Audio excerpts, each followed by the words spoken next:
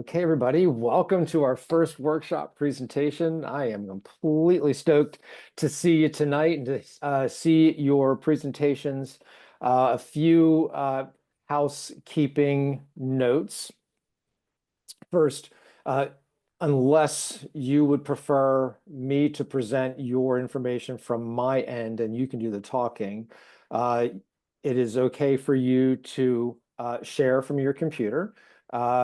Just a couple of pointers and reminders. It's best to have as few extra windows open. I recommend you just have this window open and then have your files already open and ready to go. And then have nothing else open on your computer. That way, it minimizes the amount of distraction when it comes to you to choose which screen to share. I'll be keeping time, and we're going to limit 10 minutes to each presentation. At the end of each presentation, I'll open up to any comments from the group to provide some commentary on their work.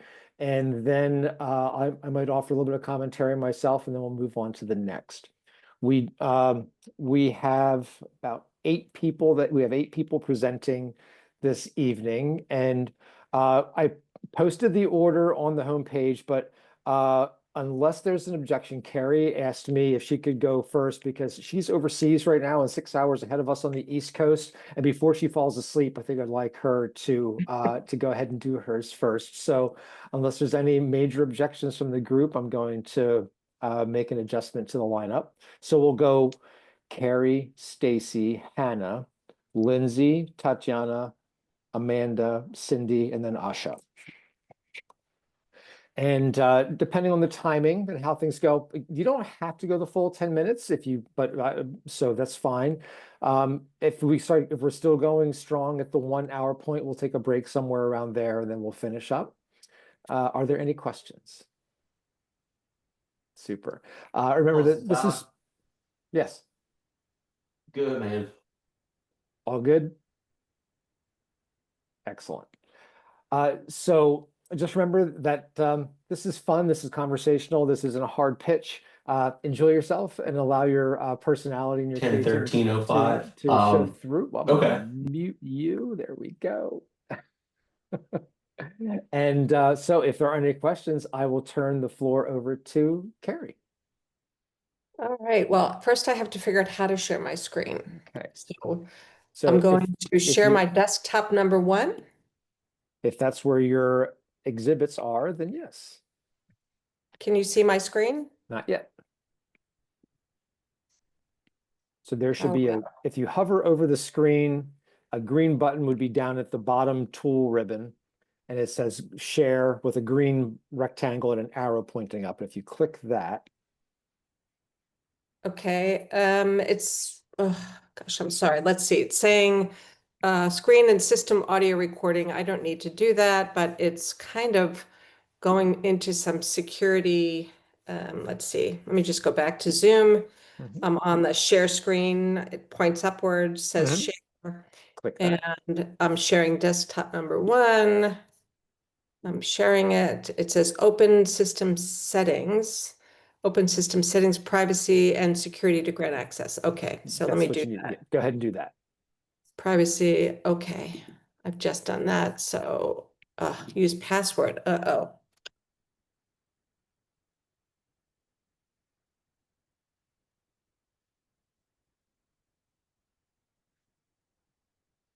Okay.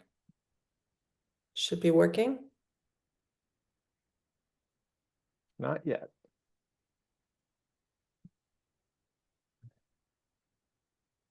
No? Okay, let me just.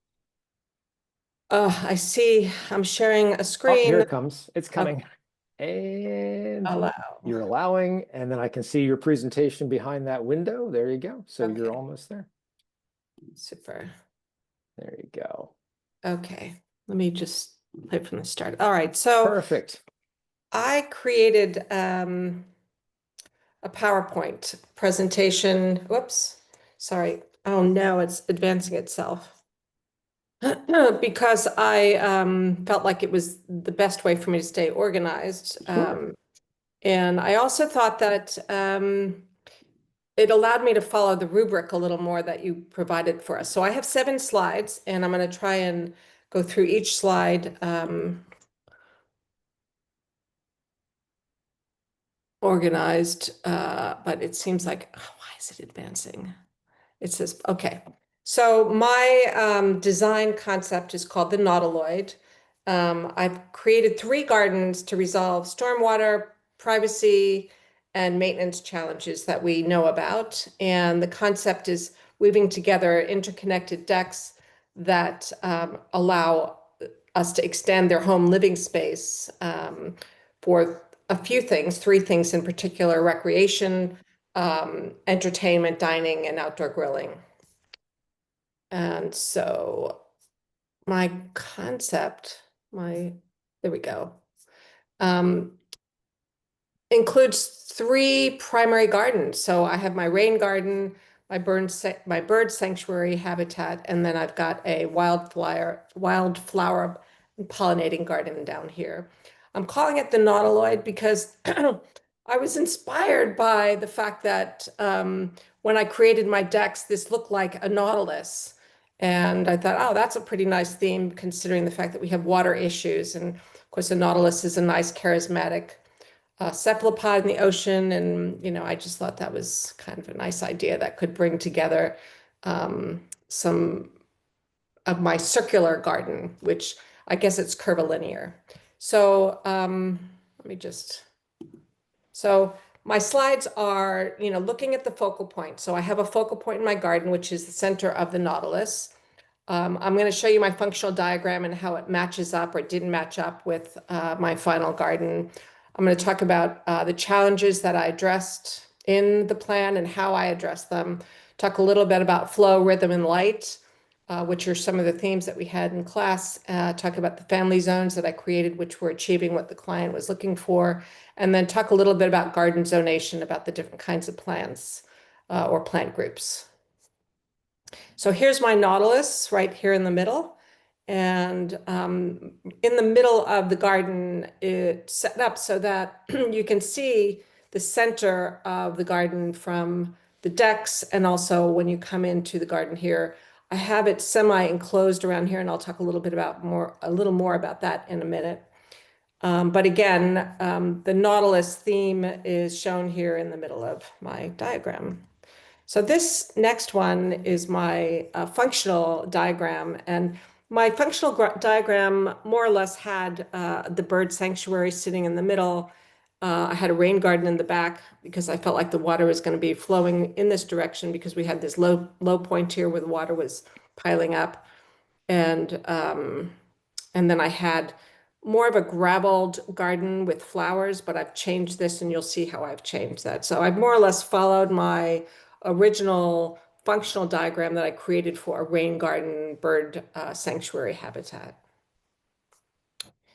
So the challenges that we had and that we discussed through the class included water. They wanted more privacy, and they didn't want to have too much of a maintenance issue. And so what I did was I looked at how the water was flowing across the property from the northeast down into this low point here. And I created a little bit of a sort of a pebbly stream that allows the water to flow into the garden area, which most of my garden is either gravel or pebbles. I've got mulch all around the edge with ferns and other herbivorous, water-loving plants. But what I wanted to do and what I wanted to achieve was enough porosity and permeability so that the water wouldn't just sit here and pool out. As far as the privacy is concerned, here I am in the middle of this beautiful countryside overseas, and we've got these beautiful cypresses and columnar evergreens. And so I was inspired by them. And so I created a garden where the privacy that they needed, which I think was mostly to the north and to the south, were these really beautiful, large columnar cypresses or evergreens. Up on the perimeter of the property, they're tall, 14 to 16 foot. On the back side of the property, I thought we could, use slightly taller trees, but I wanted it to be somewhat rhythmic, and I wanted it to have enough light flow through the garden. So I only have some privacy trees planted on the eastern edge here, and then in this zone here and here. I wanted to create enough light and enough flow through the garden. Oh, and then I also created this. So this garden in the middle is a deck. There's flowering plants here, and then there's a walkway around so you could walk through all three of the different gardens. And then in this area here, I created columnar, really boxwoods, interspersed with some mounding perennials so that they've got a somewhat semi-enclosure around this deck area.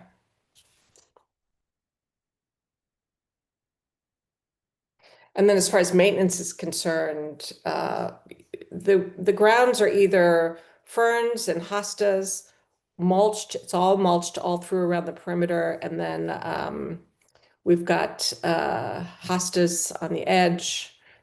I've left some of the original plants in here, and I'll talk about that in a minute.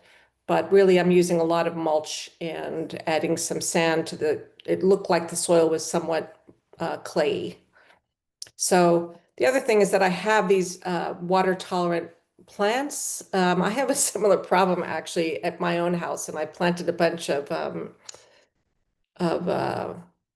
well, we've got willows and other deciduous shrubs that are water loving. They like their feet in the water. And so as far as the flow and the rhythm and the light, again, I wanted there to be enough light in the garden. So I used some smaller specimen trees like dogwoods, maybe willows. I left the hawthorn in here, but I created this somewhat rhythmic pattern to the back so that they weren't completely shaded in, but the privacy was added by having this little area here around the central deck, the focal point of the garden. The flow in the garden I've shown here. You can walk right around the entire three different gardens, the rain garden back in here, the bird sanctuary in here, and the wildflower garden in here through this single pathway around the garden, but also from all angles of the house.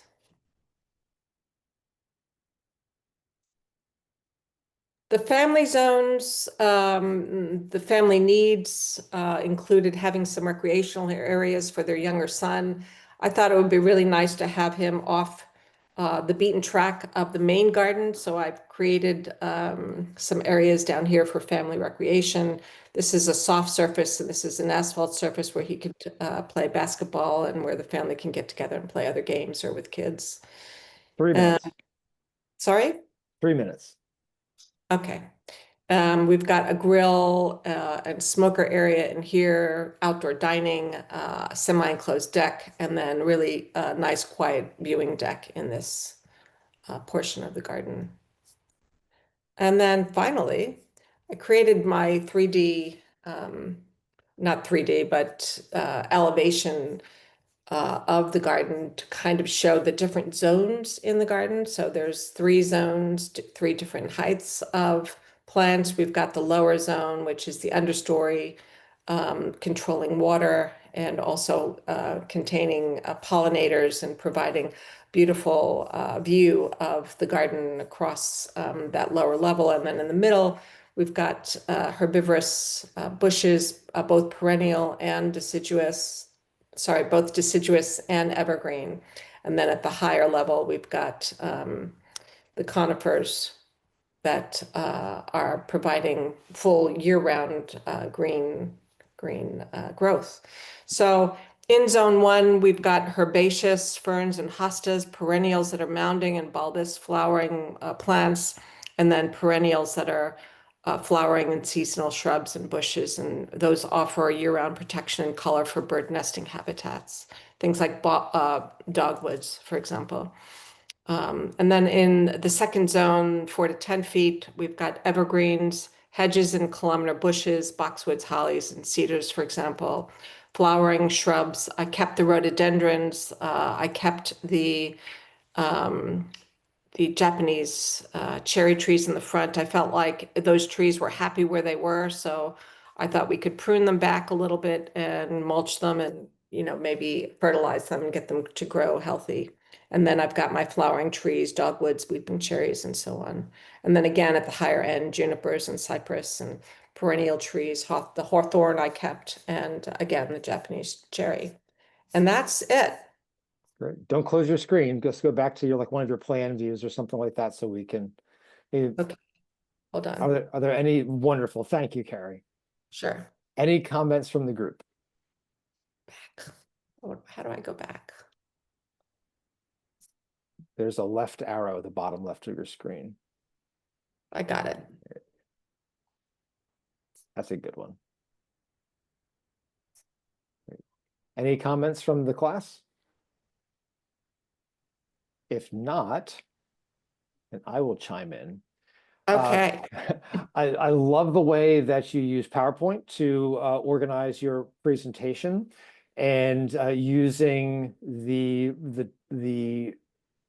text features, the labeling features in either you added it in PowerPoint or use some other program to add text over top of your drawn plan. And that really makes for a good multimedia presentation.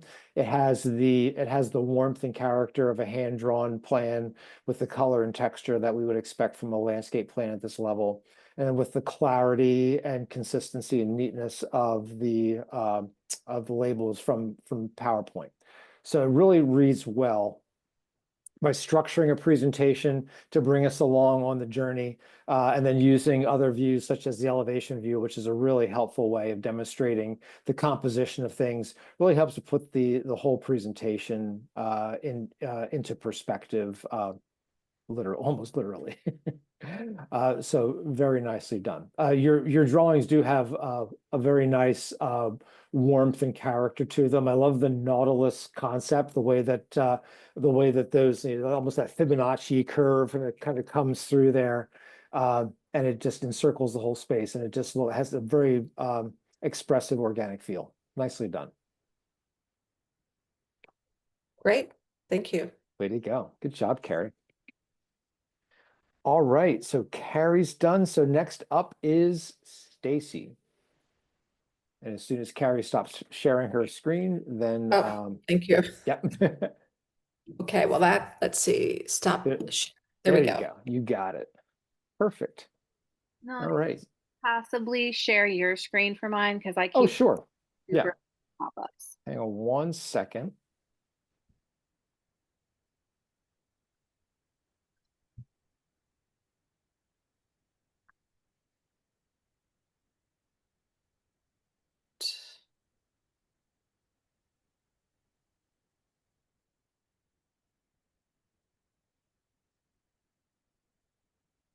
Okay, just a second.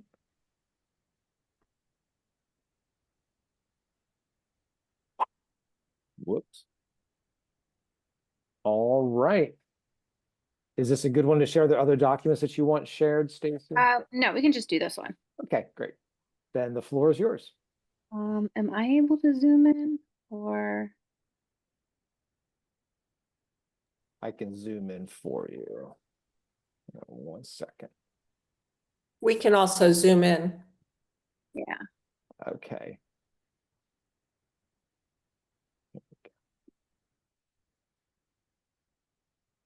Okay, where would you like to start? I'm gonna start at the bottom. Okay. Okay, that works. Okay, so for mine, I first off want to say I think it's so interesting when we use marker on trace and then scan our pictures in. It's like a surprise what colors you're gonna get. Because this looks nothing like my actual trace, but that's fine. Okay. So going through my program statement, a couple of the things that stuck out for me was things that I wanted to focus on were the private areas that they were looking for, specifically 2 private areas. They didn't want any turf grass. They had the standing water problem. They wanted to know maybe what they could do with the shed. They talked about keeping the stones and plants near the shed, and then love to extend seasons outdoors. And I think extending seasons outdoors was what I pulled the most. And that's kind of where I came with the Beyond the Threshold, a garden that lives all year. Because you'll see in the design, I kind of, being that there really wasn't a budget, so that made it extra fun. Um, Mhm. I was able to add a front porch. If you go from the left, I have a front porch added there. And in my mind, it's like an all seasons, it's all glass. So you can kind of see through everything. Those are um, front porch and the front door. There's a bluestone patio, the walkway right there to the front door. So that stays. I tried to keep bluestone because that was the stone that was by the shed that the client wanted to keep. So I took that bluestone and then I ran with that and used bluestone for all the walkways and the patios. Um, so the front porch would be glass, so you can kind of use that. It's heated, air conditioned, all that nice stuff. And then if you come down to the driveway area, I do have just like a perennial bed that has some shrubs in it, some grasses, some flowering perennials. I did keep the driveway for either parking, or I did lines on there for Chris's basketball court and added his basketball hoop there. I also have an 8-year-old, so I know the need for kid-friendly things. Um, I also, so lining the bottom there, I have my privacy shrubs. That's just going to be to block the neighbors and the fence. I do have a gate behind the basketball hoop and the fence that goes into the back area. This is back behind this breezeway walkway that you're looking at. I couldn't really, without really muddying up the drawing, I always love the idea of like connecting a house and a garage or a house and an outdoor shed. And when I drive by houses and I see that, it's a very custom feel to me. And I know that's what the client was looking for. So if you're from this area or you're from Montgomery or Chester County, you know that like stone and mason work is big around here. And that's kind of a theme that I have in this landscape design. So in my mind, this is like a beautiful breezeway that has, you know, stone sides and it's got glass windows and you can kind of see through. You can see the ground is all gravel. That's what I have there. So it's a big walkway. There is space if you wanted to put like indoor, outdoor plants, those kind of things in there. But it does take you out into the garden shed. The garden shed, in my mind, is going to be Meredith's place, not to necessarily do her work that she uses, you know, florals to dye fabric, but maybe like a cute little she shed type deal, that she then has that patio right out the garden shed with seating so she can kind of relax. And then that is blocked off. There are privacy shrubs there. Um, so if you come out the garden shed onto her patio there, you can, if you go left, there's a bluestone walkway that will lead you up to a deck. There's steps there. But to your left, you also see I did cover the AC unit. That's something that they wanted. And I did also add an herb garden there, for her husband, Mark, for when he is cooking. So the steps will take you up onto the deck, and those are going to be his Mark's grill and his smoker. That's his kitchen area. And then if you keep going straight, this big space, also in my mind, that I couldn't really get onto paper, is it's a beautiful mason work, huge pavilion, the kind that has like the fireplace at the end. So that's what that is over there with seating. And then like a big table for hosting dinners. And then that is, if you come to the left, that's the direct view from the house. So I thought that that would be pretty. If you're looking out those doors, you see all the seating and then you end with the fireplace. So that is all the same deck material there. And then if you come up, you can step down to the patio. That's the bluestone patio again. This is going to be a smaller patio. Again, looking out from the den.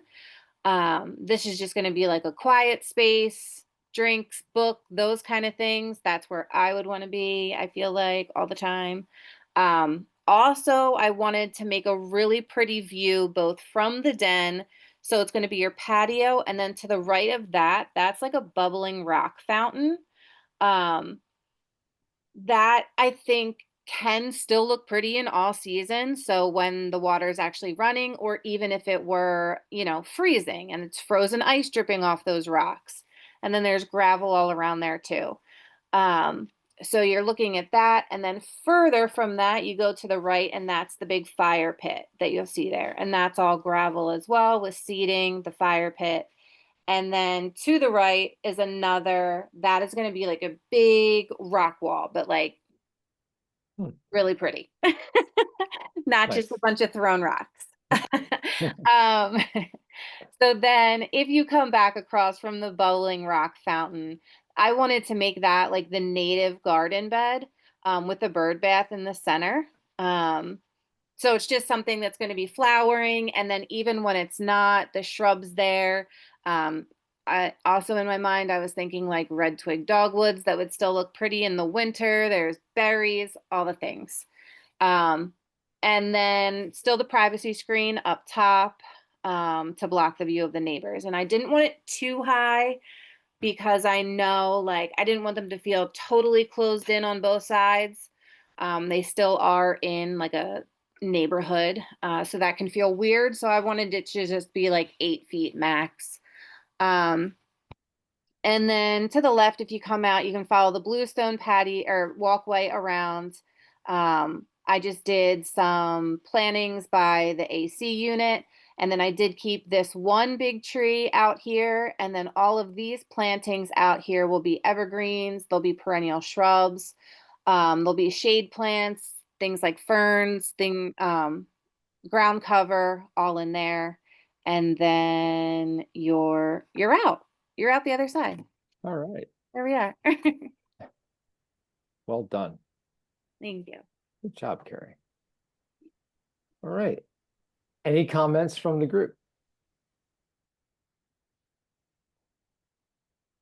I love all All the passageways that you have throughout, that it looks like there's just so much to discover. You know, there's what you like from the garden shed, there's a little seating area to discover if you take a right turn, but then, you know, you could go over to the fire pit and you might not even be able to see the, um, you know, like the native bird bath area. And I think this really accomplishes the low maintenance well, because it's a lot of hardscaping. I like that you ran with the no budget. You're like bluestone everywhere. um, why not? Front porch. And so it's really looks like, you know, these aren't people that love gardening as a hobby, and you know, they have busy lives. So I think that I would be pleased to have this. I think they would too.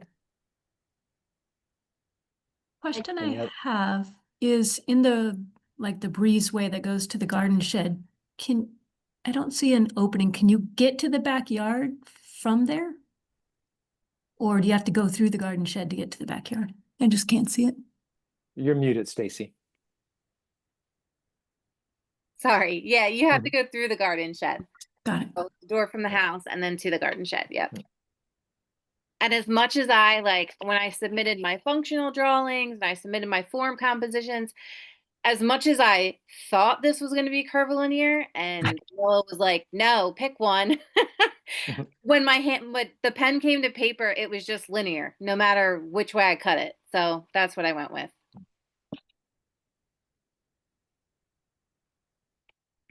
Other comments or questions? I love your drawing style. It's so crisp and clear. Mm-hmm. Really nice. Yeah. I was gonna say the same. I love the fireplace or the fire pit. Yeah. Thank you. I love how many unique individual spaces you were able to create in this. Like it's not a huge space, but you've made it feel a lot bigger than it is with how you've arranged everything. Thanks. This like has like a very like kind of like a West Coast or Southwest kind of a vibe to it, where especially with the way that this breezeway enclosure kind of walls off the entire backyard from the public space. If you look at a lot of it's also some Middle Eastern cultures as well as Southwestern cultures where the idea of creating like a compound, right, where it's almost like this wall right up against the street, and then you have to go through a wall and a door to get into that space, right? And then all of a sudden it's like oh, it's like being in the house except there's no roof, and and it has that kind of a flavor to it. So you really brought that kind of a style to this, and it really does show it. Between your drawing style, which is very architectural. Your line quality is excellent, right? And it shows, it gives it a very crisp, very precise kind of a feel to it. So it expresses that. Don't underestimate how important our drawing style is to the interpretation of what the garden is going to be like, right? If you were, Stacy, if you were designing like this very naturalistic, organic, kind of a native garden kind of a thing, and you drew it like this, people would be like, nah, I'm not getting it, right? But the fact that this is very architectural and there's lots of patios and walls and things like that, it's compatible, right? It's sympathetic to your style. So we can all think about that when we're thinking about how to draw something. Is the way that we draw it has a lot to do with the way that we interpret it. So I think you've done that very well. And just like the way that you even like the way she made the Murphy residence title a bolder, heavier label in comparison to other things, it pops out very nicely. And this whole thing reads well. Good page arrangement with the drawing at the upper right, text across the bottom, and then the key blocked off to the left. It's very well organized. So so you really get your message across. And yes, it is very nice to have like no budget constraints. You can do whatever you want, and cost is no object. This would for something like this. This would easily be a $750,000 project, right? Without problem, right? It'd be a cinch to hit that number. So it's fun to spend other people's money. Yeah. Yeah. Outstanding. Well done. Good job, Stacy. Thanks. All right. Hannah, would you like to share your own screen or would you like me to share your drawings? Nope, I can share. Super. Let me. Like Carrie, I did a slide deck as well. I think it's the best way for me to organize my thoughts, at least. Oops. Shirts. Okay, I think you guys can see it. Yes. Okay, so my overall theme and title for the project is a wildlife-friendly garden in Kennett Square. Without reading my narrative, just kind of a project overview here. Design inspiration is woodland and bog landscapes. The approach to the project will be work on in phases, starting with the communal areas. The purpose is to create a habitat for wildlife and a retreat for family enjoyment. Features of the project: native plantings, trees, shrubs, perennials supporting local wildlife, bog garden, transform water collection area with water-loving plants. There will be 2 patio areas for outdoor dining and gathering. Water features and specimen trees will be key focal points for structure and interest. Informal paths and seating will encourage exploration and relaxation. Plant choices: local species, low maintenance. Hardscaping: regional natural stone like blue pavers, which will maintain natural aesthetics. And then a focus on water management, habitat creation, and private outdoor connection. So my plan view is here. For the plan, I went with curvilinear forms. I wanted to create organic fluid shapes in hopes that it blends well with the aesthetic of native plants. The vibe is wild and loose and free, just like grasses and self-pollinators that you'll find in the garden. The design features a main patio equipped with a dining table for 6 and a grill or a smoker. There is a bog garden just off of the main patio to manage the water issues. I created a woodland setting that surrounds the shed and the second smaller patio in the lower right. I surrounded that space or these spaces with dense perennial plantings and focused on native varieties. And just to zoom in on the areas, similar to Carrie again, I decided to keep a lot of the established trees on the property, including the cherries in the front, the crabapple near the bog, and then the hawthorn near the shed and second patio. I wanted to add a focal point from the inside from the French doors. So I included a bird bath and planted a third tree there.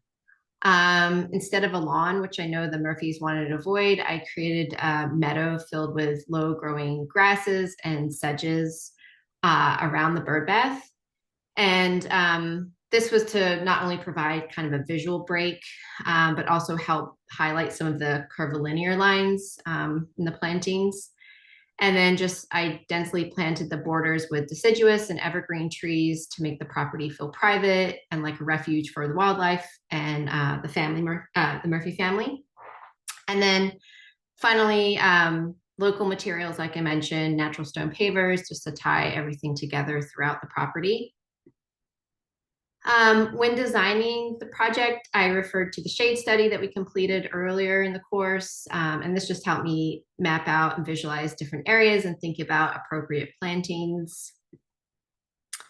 So the hell strip, which I'm calling the fragrant passage, I was inspired by the picture on the top here with the lavender. Just wanted to plant the front area with aromatic natives. I like the idea of walking down a fragrant passage with buzzing pollinators, aroma, textures, movements of insects flying around. I just felt like would appeal to many senses. I actually decided to put up a fence in the front of the house through the front flower bed, just to add structure and formality to the space. I thought this would create a nice contrast with the backyard, which is wilder and more free. This way, the overall look feels balanced and inviting. I didn't actually add a gate to the front stoop or the walkway. I liked the idea of the fence feeling formal but not gated. I just felt that was more welcoming. I did a sectional drawing of the gate and the fragrant passage. And once I included the gate in the drawing, I decided to add the light posts. I felt that kind of flanked the front entry and enhanced the formality of the space. So I did a couple of mood boards. This one's for the bog garden. I just enjoy creating them. I think they help me just kind of visualize the space more. So for the bog, I wanted to incorporate lush greenery, native water-loving plants. I wanted the space to feel serene and calm and just provide a welcoming environment for the wildlife. And here's just a close-up detail of the bog. Again, located just off the main patio. I placed a chair facing the bog just to give a spot to sit and enjoy the wildlife, and that I hope will make their home there. I also considered the balcony from the bedroom at the second floor. From there, you could see the bird bath and the grass meadow, the low-growing sedges. And then again, just the meadow was designed to kind of let your eyes rest, while the perennials provide sort of a wild backdrop in your peripheral view. So another mood board for the woodland in this second patio, which is here. So since the second patio near the shed is more situated in shade, I aim to give it a secluded woodland feel. The main patio is sort of designed for entertaining friends and family, but I felt this smaller, more intimate patio was perfect for the Murphy family to enjoy family time together. So I added a fire pit and 3 chairs for the Murphys and just planted evergreen trees along the property border for privacy. And surrounding plants will be native and shade tolerant, and just to kind of create a secluded cozy atmosphere. And I know the Murphy family mentioned that they valued using their garden all year. So I like the idea of transforming the garage or the shed into kind of an open structure, either for storing firewood or just offering a cozy spot to hang on a cold winter night. And that's it. And I just included my Instagram if anyone wants to keep in touch. I really enjoyed the class and the conversations, and just thank you. So I can go back to the main drawing here. Great job, Hannah. Any comments from the group? Love your stepping stones. Thanks. I really like that you can, excuse me, see, you have such a vantage from that deck patio space. You know, it's like, what is it? Like at least 180, almost more, like anywhere you're standing on that. I think that's really, really beautiful. And you've made it feel very natural. So you like step out of your home and you're like taken to another place, really. It's beautiful. Thank you. I really understand, Danilo, what you were saying about our styles being, really individual. And I think your style is just, it's like a bouquet of flowers when you look at it. It's really beautiful. And I could feel and see what you were trying to achieve along the walkway, walking by the house. I think it really adds a lot of curb appeal as to, the whole picture of the house. Really pretty. Thanks. Yeah, I think a couple of things I like, but especially that you designed the front to be a little bit more formal. So I think putting that gate there and things, because that's still like the face to the neighborhood, although it's still very colorful and things. But then the back is where you're a little more wild and stuff. So I like those, but yet they all seem to flow really nice together. And I really like how you drew your trees. I may have to leverage that somewhere instead of just round circles. Thanks, Cindy. Yeah, I agree. When you opened this, I thought, oh, these colors just make me happy. Your use of color is really effective here.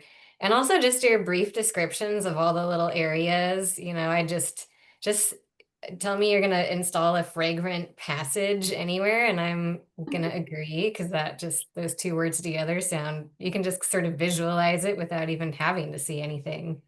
Yeah, and just all the little cozy spaces that you created for the family, but also having some really open areas.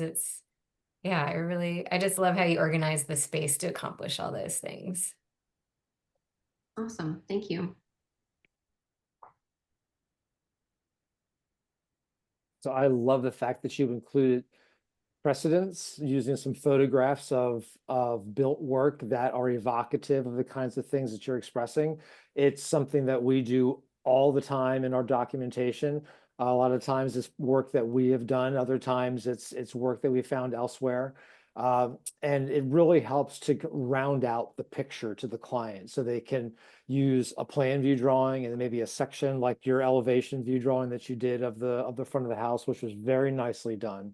Would you go to that, by the way? I want to look at that again. I thought that was just really, there you go. Perfect. Perfect balance of technical precision and artistic, right? So we can see the things that we need to see. This is the fencing. This is how tall it is. If people want to know these things. So when you draw it, we need to make sure that we're drawing it carefully. But we also want to look at something that's fun to look at, right? So your style in the elevation view is compatible with the style that you did in the plan view. You use the same color palettes. It all feels like it's part of the same presentation. And I like the way that you kind of made the plants in front of the walkway kind of just like a little bit see-through, so you can just kind of get that hazy, gauzy kind of a feel that we like to do with plants, and it just makes it very readable. So you did a nice job of balancing existing work with your proposed work and packaging it a way that again was evocative of your theme. Well done. Thank you. You're welcome. All right, so if you would stop sharing, there you go. And then let's see, we'll go to Lindsay, and then we'll take a break, and then we'll go to our second half. Okay, let's see. I'm hoping you can see my screen. It's coming up. Here it is. We got it. Great. Perfect. Whenever you're ready. Okay.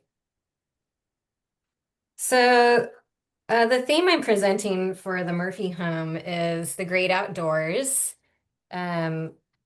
They really had some key design goals, in addition to some site remediation, like wet areas and privacy screening and a slight slope. But they really just wanted to be able to use the whole property. They seemed very conscious of design and unifying the house with the property. So it didn't just, the way we saw it to begin with is a blank slate, so to speak. They really wanted to be able to spend time outdoors. And then also it's important to them to have sort of a bespoke handcrafted feel. Um, and then knowing that, the couple had certain hobbies that they like to engage in, also had their son, it seemed like I just kept thinking of the uses that they might like to have. And so I was thinking about, okay, if I were going to go spend time in the great outdoors and I had a young son and a family, what would happen if we created sort of their own woodland or woodland lakefront resort, a place where you're constantly outside. You're really only sleeping in your house or your bunk or your cabin, so to speak. So the activities that I think about is, time around the fire, maybe telling scary stories, maybe roasting some s'mores, just really, making some good family memories as you look around each other at the fire. And I also thought too, Chris is in this Cub Scouts group. Maybe they might like to come use this space as well. If you're out in the woods, maybe you go fishing. Even just that sensation of like hanging your legs over a dock or over a stone, dipping your toes in the water, or even just looking at water or just enjoying the sun in a cozy chair. And of course, if you wanted to go more rustic, you could also be spending time in a tent, making flashlight puppets, or just really there's like, I just felt like, oh, we could create this wholesome experience that a lot of people have to travel away from. Well, what if you could have that in your own home? And so in thinking about the aesthetics of that, these are just some inspirations that I sort of hearken to. I thought of that movie Moonrise Kingdom, that, Wes Anderson's very aesthetic. He's always got quite a palette in the set design.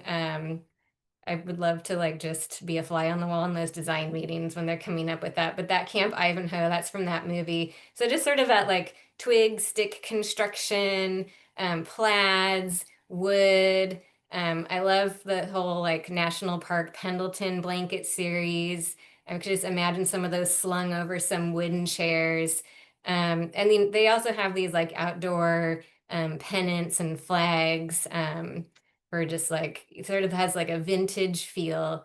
And then since I forget isn't Melissa is the fabric artist, I thought, oh, that's maybe exploring a way to bring fabrics into this woodland retreat landscape could be interesting to think about. So this is my overall design. And you can kind of see here, I kept the big trees in the front. It's very hard for me to think about getting rid of mature trees, and those were the largest ones on the property. But other than that, everything's a little bit changed. You can see there's some evergreen and conifers creating privacy screens on the north and the south border. And you can enter through to the backyard two different ways. You can take this serpentine path, so it's going with this curvilinear theme for this design. And here you can see these are sort of those river rock stream. It's kind of creating one of those dry stream beds. So just kind of letting people know there's a more naturalistic space that's leading back here. But I've also extended that into that front strip on the sidewalk, which is a rough area, we all know, especially if there's people walking by all the time. Dogs are peeing on there, people are crossing wherever they want. So planting should be kept low. I just have some ornamental grasses there to sort of, spill over those, that dry river bed that's sort of just barely making a little S shape through that strip there. But as you come back here, you'll find yourself in this patio, and part of it's, I'll get into this later, but part of it's covered. That's what this is here for. And this is just the dining, entertaining, barbecue, smoker for those activities. A little rain garden to help absorb some of that excess water. And then this campfire circle here. Beyond it is, it's hard to read, spooky forest. So really architecturally deciduous trees that have, little more angular branch formations than usual. Just south of the campfire circle is a naturalistic pond. And then between the campfire circle and the bunkhouse is just sort of a woodland forest. And right in the middle here, we've got a tent platform, one of those leveled tent platforms, so that Chris or even the family could come pitch a tent and enjoy a night outdoors. The shed's going to be converted to Chris's bunkhouse. So when it's a little more inclement, or if more people are going to be staying over, for example, the scout group, they could go pile in here. And then just to the south of the house, here's our sunny lounging area. So these are some Adirondack chairs, and I'll get into some more details about this in a moment. So just zooming in here, so this is more the north part of the yard. These are just some inspirations I grabbed to show like what I'm thinking of as we look at the design. So you can see in the top left, there's that sort of dry river rock stream bed. This is the pond. It's a small pond. But I thought, they could decide or not to stock it with fish. Maybe it's fish you catch and release, or maybe they're just, I've seen people do this where you find just plastic or glass fish and you let them float around, and they could be just the idea of fish. I always think that's darling, and there's a way to make a game out of it. 9-year-olds can make a game out of anything. And I put these two larger stones opposite each other on purpose because one of the, for anyone, I think it's fun to sort of either have a place that's like a seat where you can dangle your legs, or there's enough of a gap there where it's like, oh, you kind of just want to hop over it.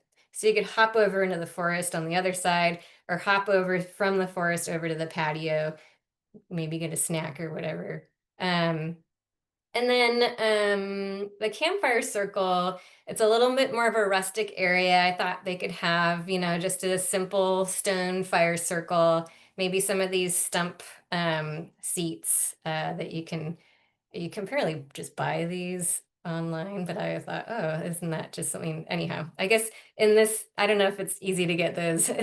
We have big trees all over in Seattle, so anyhow, stump chairs. And then really wanted to have some a natural feel of wood and stone in as many places as possible. But sometimes just with outdoor furniture, you got to find something that looks natural. But I thought these were some nice wood looking but plastic chairs that they could use something like that for the dining area. And then for the cover, I thought they would want to keep it open. It's quite a large cover. So if you have a material on top and it's opaque, it could have the really make it seem dark inside the house. So I would recommend to either have them leave that open or put a material on top like that celled polycarbonate material. And then moving along to another area of the garden. So if you come, this is on the more south border or the south property line. So really extending that sort of custom, bespoke feel, trying to get really like handmade fence that has that sort of twig and branch construction, but sturdy and will last longer than, a few years. Same with this sort of like wattle style fencing, like more substantial materials, but also longer lasting. I have some little paths throughout the forest between that basically go from the campfire circle to the tent platform and then to the bunkhouse. So just imagine some like single rustic stones or flagstones. And again, it's sort of like a little opportunity to hop along through the forest, especially if you're a 9-year-old just that runs everywhere. And then next to the bunkhouse, I have a little flagpole area, again, a stone circle around it, but really just one of those sort of homemade looking ones, not like, the 30-foot tall ones that, they can put an American flag at the top if they want. But I thought, oh, what a fun way for maybe a family to work together, especially with some of the fabric artistry in the family, to make their own flags. Maybe it says like Murphy's or Camp Murphy or something on that flagpole. And then going over to the sunny lounging area, again, it's just wood materials, wood furniture. It's just a place to relax and enjoy those days where it is sunny. So being on the south part of the house, I thought, okay, they could do this maybe not in the height of summer, but spring and fall, maybe the occasional sunny day in the winter. That would be a nice place to be. 2 minutes. Well, good, because that is the end. Thank you so much. This has been such a cool class. And I really enjoyed getting to think through this and go through all the different design processes and steps. And I feel like I could keep iterating on this forever. I don't know how you decide when you're done, but when time runs out. Yeah. It's a hard Nothing inspires like a deadline. Yeah, exactly. Yeah. Well done. Any comments from the group? Your presentation style is so nice, the way you enlarge areas and then have a slide with kind of a mood board around it. It's really effective. Thank you.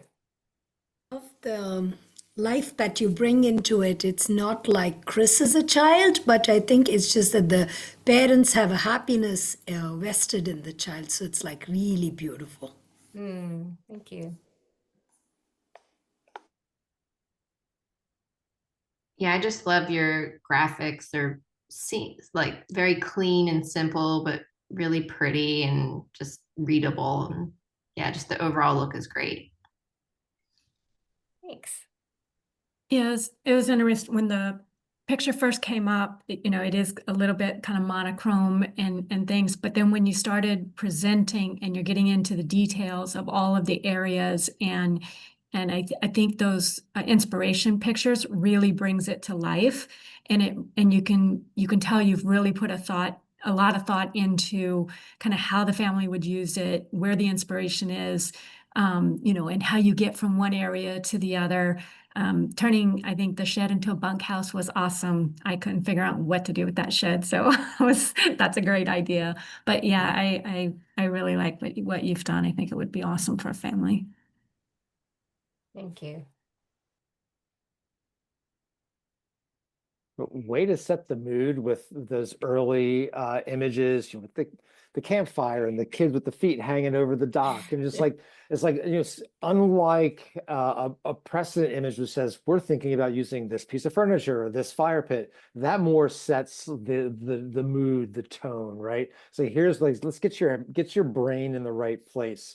And that did it, right? It's like it took me there. And then you showed the pictures of Camp Ivanhoe. It's like just like, here's the plaids and here's like here's the glamping tent, and it's like oh man, so yeah, that's where we're going, right? And it set that up nicely. So you put people's brains in the right frame to say, here's what we're trying to do there. And then once you go into the various spaces, all of it makes sense. And you're projecting those images onto the campfire space and the tent platform. It's like, yeah, that's great. Yes, I feel sorry for anybody who hasn't been camping before, because that just like makes it makes it feel like it's like, yeah, it's like the mosquitoes are terrible and it's like everything's always dirty, but there's something so charming about it, and it's a great theme to pull off of. And I agree on your graphics. Outstanding balance of using some clean spare lines in the kind of on the framing, and then using lots of detail in the places where you want to draw attention. And that's a very good technique. And I just want to point out, I know you can't see my pointer, but in the upper left-hand corner where the tree is, and you actually went to the trouble of like filling in some of the leaves with slightly different colors just to give it a little bit of life and character. That's what real trees do, right? And you did that just with just enough little touch to give it just a little interest. It's like, hey, what's going on over here? One of my professors who taught graphics would put like a little red dot somewhere, and and it would just be completely kind of randomized. He goes, that is what we call artistic dot. And that's what I'm calling it. And that's what you did there. You did artistic dot, right? So Thank you. good job. Good job. Thank you. You're welcome. All right, so that puts us at the halfway point. We're at 3 minutes past the hour. So let's break until quarter after the hour, and we'll reconvene, and we will have Tatiana at quarter after. So we'll see you then. Recording, and we are good to go. So I wanted to build my design of the garden around the concept of mycelium and mushrooms. I included in my presentation the statement of intent. So I don't need to read all of it, but I'll just say that the Murphys were looking to create a unique garden around their home that will complement its character, reflect the family's preferences, and provide for outdoor activities for themselves, for the 8-year-old Chris, and their guests. The new garden will unite front and backyard areas with one theme that would be anchored around the concept of a mycelium network and mushrooms. And this theme will help center the design around native plants, biodiversity, and will fit in well with shaded areas of the property in the town's celebrated Mushroom Festival in September. The new garden will be an inviting outdoor space for family and guests with patios, winding gravel paths, and a native woodland garden, a water feature, a fire pit, and a pollinator garden. Turf areas will be replaced with low ground covers, moss, and fern garden. And there will be an area for native pollinator-friendly perennials, an herb garden to enhance the outdoor cooking experience. There will be spaces to grill and smoke meat, which is important to Mark, patio to enjoy a meal outside, and a play fort for Chris. So this is my design. I opted for the curvilinear shapes. I have winding gravel paths that go in and out on both sides of the property and go throughout the entire property. They connect the three kind of mushroom cap shaped areas. One for the water feature. The smaller one is Chris's play fort, and then a fire pit for the family here between the house and the shed. I thought to have the paths in gravel in part because I was having a hard time getting past the budget issue.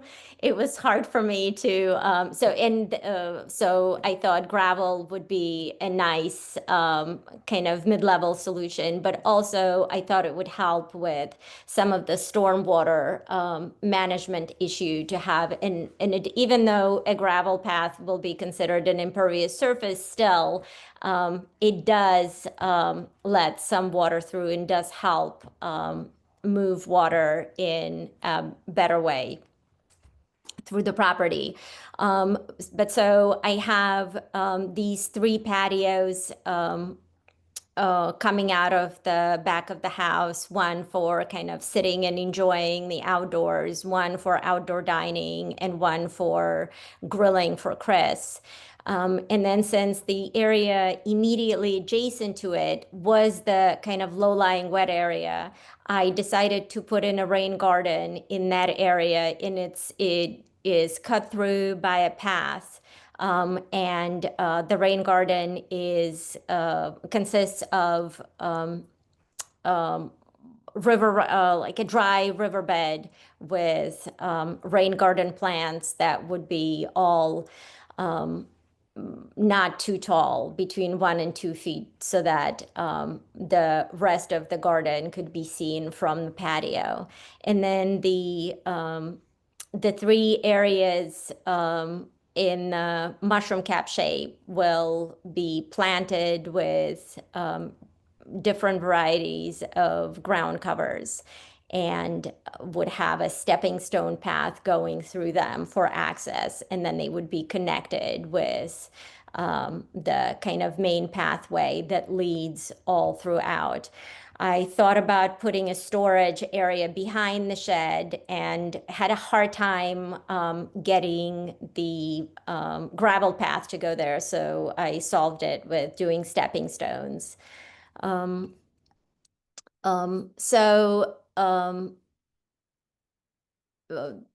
mentioned the rain garden. This kind of mood board illustrates a little bit what I had in mind.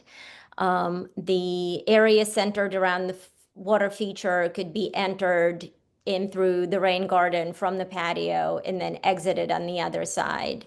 There would be a water feature that wouldn't be too big, but could still have a solar bubbler in it, could have some water lilies. And then the area would be planted with ground covers and low-growing native perennials, and it could be accessed in and out with stepping stones, and one could go on to the fire pit area or all the way around to the street. These are just some of the examples of the stonework that I was thinking of. The gravel path with maybe some of the recycled bluestone from the property that would be edge it. I happen to have this picture of mushrooms growing with native sedges and heuchera in the background, so I thought that would be a good thing to include. And then for winter interests, the grasses, witch hazels. On my drawing, I couldn't find a red that would work, so these yellow shrubs are witch hazels because they're yellow, but also like Ilex verticillata, winterberry would be a great addition. And these are some of the examples of the ground covers. I was thinking of native spring ephemerals, ferns, the native strawberry. All of those would be great in the shady woodland. I was thinking about reusing the bluestone for stepping stone and gravel paths, incorporating existing boulders in the new design.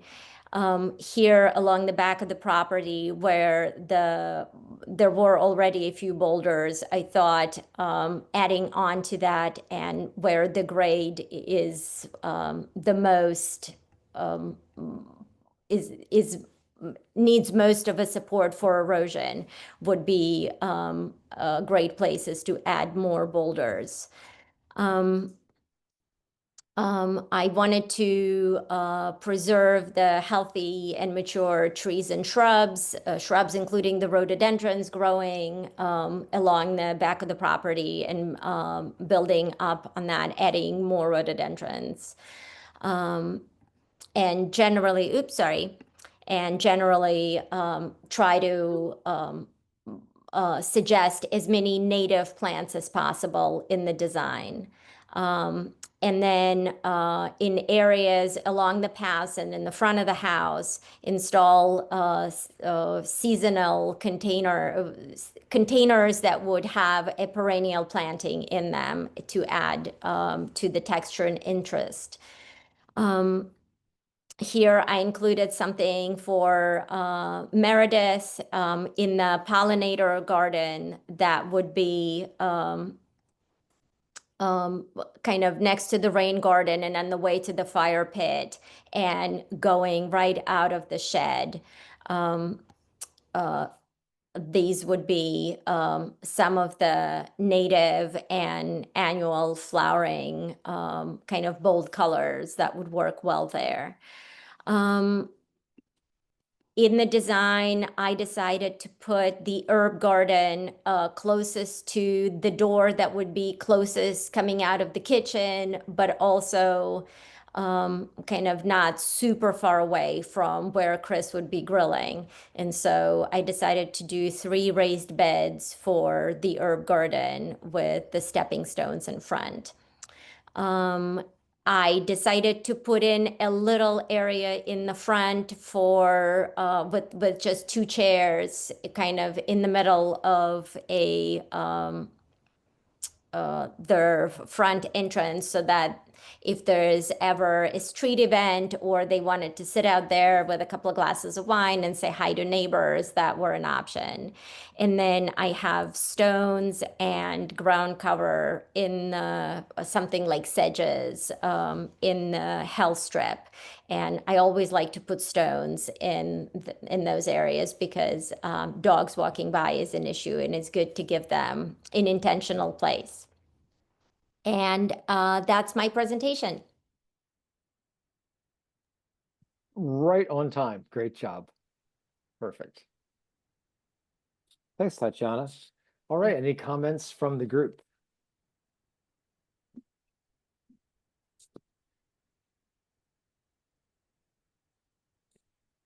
Well, I'll start off with the very thoughtful mushroom theme. I can't remember, do you live anywhere near Kennett Square? I don't. I live kind of outside of Princeton, New Jersey. Okay, sorry. So way to do your homework on Kennett Square being the mushroom capital of the world. That's fantastic. So it was great to tie in something, and I will say, for someone who lives in Kennett Square, that we take great pride in being the mushroom capital of the world. So that could be a really great way of tying it in, and the way that graphically your spaces are evocative of fungi, right? It looks like it. It doesn't. And what I really love is nowhere did you make any like these like really literal gestures of kind of like that, you know, crown top with the stem coming down kind of a thing. When we do those things, it's like, it's almost like, you know, it starts feeling like a sales pitch. You know, it's like you're trying to sell me something. This is subtle, and it's evocative of it without being beaten over the head with it. And I love that subtlety. Thank you. Any other comments? I like how most of it is just very naturalistic, like no paved materials. Even though you said it, you're maybe thinking about cost, etc., which most normal people have to think about those things, right? But it really lends to your design well. You know, and when I go visit gardens, the wide open paved or paver or stone areas are impressive and nice, but there's something more intimate and fun to walk around curves and explore, and you've really done everything you could to put as many of those in there as possible without it just being like a mess. I like the way could you go down like 2 slides to your plant palettes? Number 5, I think, would be great. Yeah, Is it that one? That one's great. That one's great. It's evocative of it. So I told everybody that I didn't want you to design for plants, and what I was really trying to avoid was like saying this plant is right here and that plant is right here. right? Which becomes very time consuming because then we sort of feel like we need to talk about all the plant adjacencies and how they go together. But by showing a palette like this one, we're giving the feel of it. So just like doing precedence and saying, here's the materials that we're using for a patio, or here's the stone and so on, showing a plant palette that shows how these plants might work together to give an idea of their form, their style, a little bit of their seasons of interest, sets the tone for what the plantings look like. And this just further underscores that naturalistic feel that Lindsay was just talking about, and that it helps to reinforce the idea that we have a theme here that we can rely on. So this feels very buildable, right? These are all recognizable plant types. We know that we can get these things, and even though we don't know which one is going to be where or how many we're going to get, that's immaterial at this point. So this helps to get our mind in the right place as to what the planting styles might look like. And then with the other images of showing containers and such and what the materiality that might be, it rounds out the overall scene. So that's a very effective way of talking about planting design at the schematic level without going into just massive depths of detail that take a lot of time. Good job. Thank you. Well done. Okay, next up is Amanda. As soon as Tatiana I have to stops. figure out how to stop sharing. Yeah. Yeah, there's Here, there I you got go. You it. found it. Perfect. Very good. All right, so Amanda, we're ready when you are. I'll figure out how to share. Okay. Here it comes. There it is. All right, great. So, okay, hello. Thank you. All right, my theme for the garden was a family garden. And by this, I meant as a concept of the landscape being a place for the family to connect with each other in different spaces, but also providing some individual areas where the family could, experience the garden in an individual way and then come together and kind of share those experiences, was my concept and my ideas for this.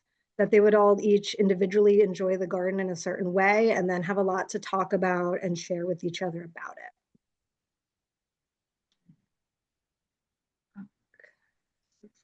Cut off. All right, we can come back to the plan. So throughout the garden, I'd like to have seasonal interests. So all year long, having some kind of interest within the garden. So, grasses that you leave to brown that have pretty colors in the fall, berries on bushes and shrubs, a lot of fall flowering plants also, and a mixture of evergreens. Let's see if I can. Okay. There we go. All right, so I'll start over here on this left-hand corner. This is the front of the house, and throughout my concept designs and things that I was turning in, Danilo kept reiterating that I needed to create some more like interconnectedness of spaces. So I really tried to focus on that and like create a little bit more rhythm in my design. So I really tried to focus more on that. And so this was one area in the front here where I created a bluestone patio. There's a sculpture on bluestone here. And then there's even a bluestone planter with a succulent that kind of takes the succulent from this front bed area of succulents. So that kind of incorporates some of the front into this side area. And then each of these square structures are like half the size of the other. So I thought that provided like a nice rhythmic area and feel to it. So as you're sitting here in this space, you can see these areas. And then this is, like it says, it's all blue stone, so it all kinds of matches with each other and complements each other. Then you take a red gravel path through this perennial fragrant border. I also really focus on the interconnectedness of this space. So this space here, is interconnected with this ground cover space where the sculpture is too. And then I made some interconnection with this fragment path. So you take your path, and now you're in your rain garden. You come down here, there's a large specimen shrub in the center of the rain garden to kind of act as a focal point. There's fountains here, five fountain structure, and this is kind of interconnecting the rain garden with this area of just mixed perennials and ground covers. This is flagstone, so I repeated this flagstone patio outside the den, and then a flagstone entertainment patio down here with the smoker and a table large enough to fit like 5 to 8 people. I selected 4 major things that the client requested. That was to have 1 to 2 privacy areas. So this is a very private area here. This is a hedgerow row, kind of all encompassing this bluestone patio. It has a chaise lounge. It overlooks this terraced garden here, so you feel enclosed but not trapped. You kind of have this vantage looking out. And then the entryway off the gravel path, you can still hear the sounds of the fountain, and you may be even able to see the fountain. And so it still feels enclosed, but again, not too enclosed. Let's see, what else? The other thing, I didn't obstruct the den, the view from the den. I tried hard not to obstruct that to make it interesting. So you have the rain garden, this focal point feature in the rain garden, and your fountains from the den. And then you have your area for Mark to smoke. The shed, I thought that we would turn that into a place where the smoker could be kept when not in use. All the tools and things for smoking, maybe like a little outdoor kitchen kind of area in there, so that you could just serve, straight from here. You kind of prepare stuff in the kitchen and bring it out, and this can kind of be like the landing place for your food and things like that.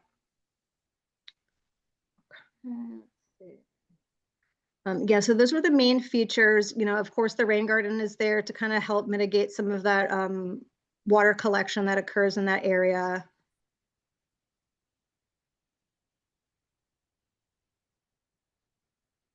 I didn't like red gravel in some places that I've seen it, but I thought it could work well here since the bluestone and the flagstone both have red in them.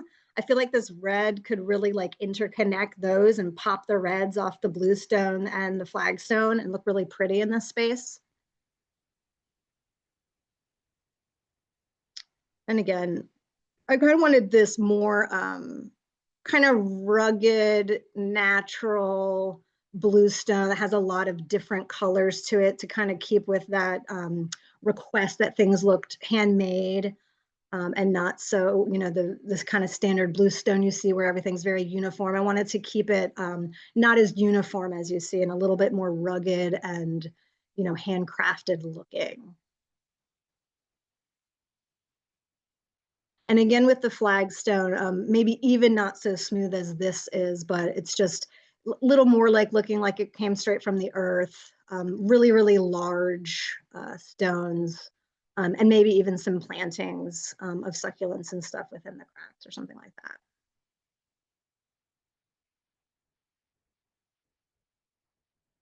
And I think that's it. This garden over here is terraced. So there's a few rows of plants. So at the center is a little higher than the rest, just to, kind of have a feature of elevation and a little bit of, bringing your eye upwards into that space. But not feel too enclosed or any plants being too large that it makes the space feel smaller. And some of my idea for Chris was really, I thought of myself as like a 10-year-old, 11-year-old, I would love to come back in this shed. Back behind this shed would be my area, So I kept that just some low ground covers that he could trample all over, and this is all ground cover and low growing plants. So if he wanted to trample over that and come back here and just have his private little fort area, I did kind of keep that in mind here to leave this as an open space with just some low growing ground cover. All right. Excellent. Yeah, thank you. Thanks, Amanda. Yes. All right, who has comments?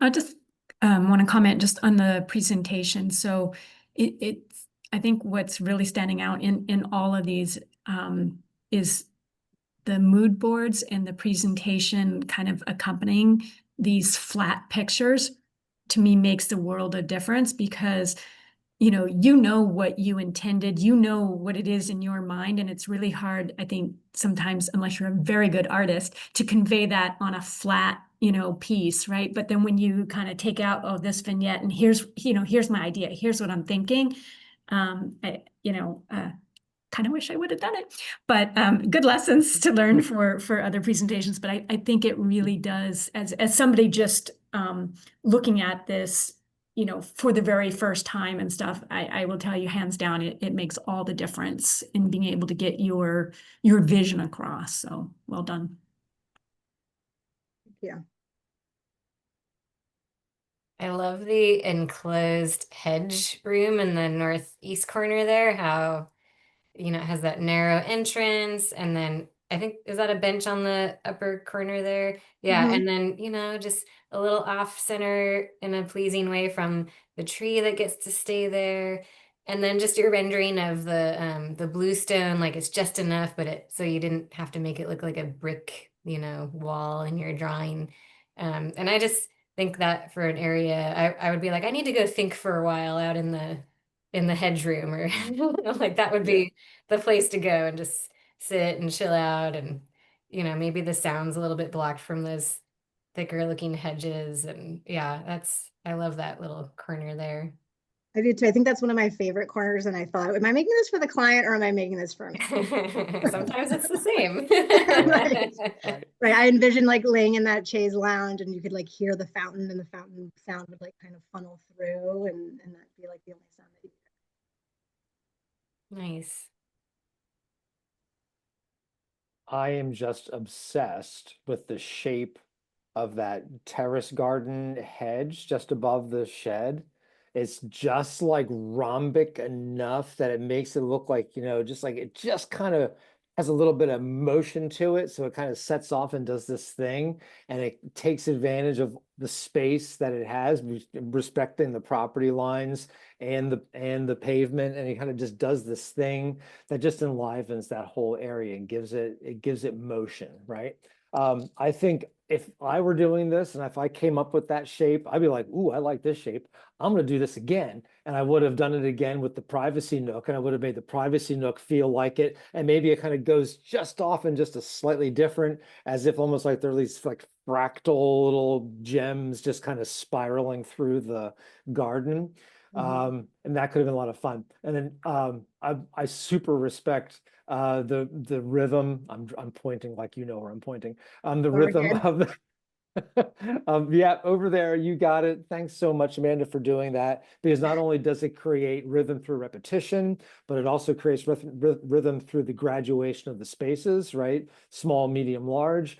And that works really nicely. And a few of you have really taken advantage of that front yard space and trying to engage it with people. And I love that, because in spaces like this, like in a town kind of situation, this like semi-built urban kind of this thing, like the notion of like using our front yards isn't all that fun. Like we have porches and things and the streets right there. So this makes a lot of sense.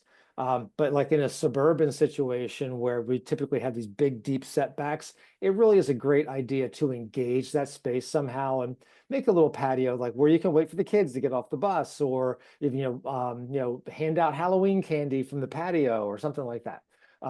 So well done in imagining new ways that you can engage spaces. And then one last comment, I do love the shrub symbols around your privacy nook. Just the consistency of that symbol is just sick. It just really, really good. It gives that it feels like plants, and it contrasts nicely with the constructed space. So really well done. It's like my hand would have gotten tired, and my last one would have looked a whole like bad. So It does. No, And well, I'm not. to go Don't the point it other out because I don't way. see it. Yeah.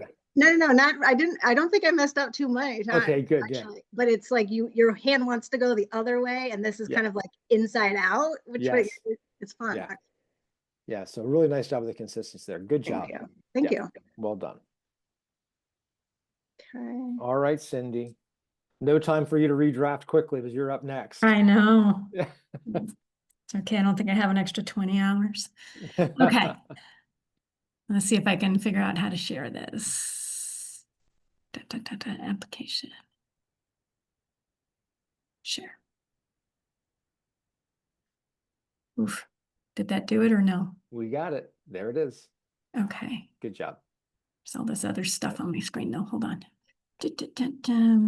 All we see is just the 2 slides. Now, hopefully you can presentation mode. Come on.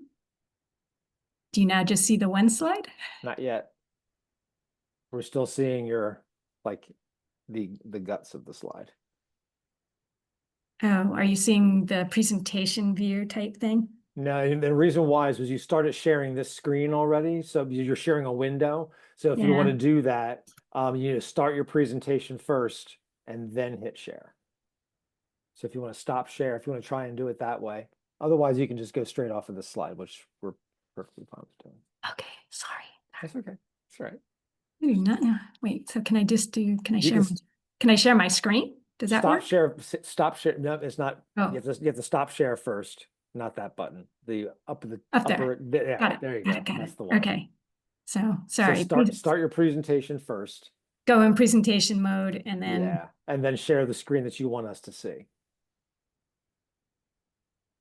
Well, that doesn't work because if I'm in presentation mode, I can't get to Zoom. Zoom. You might be able to minimize.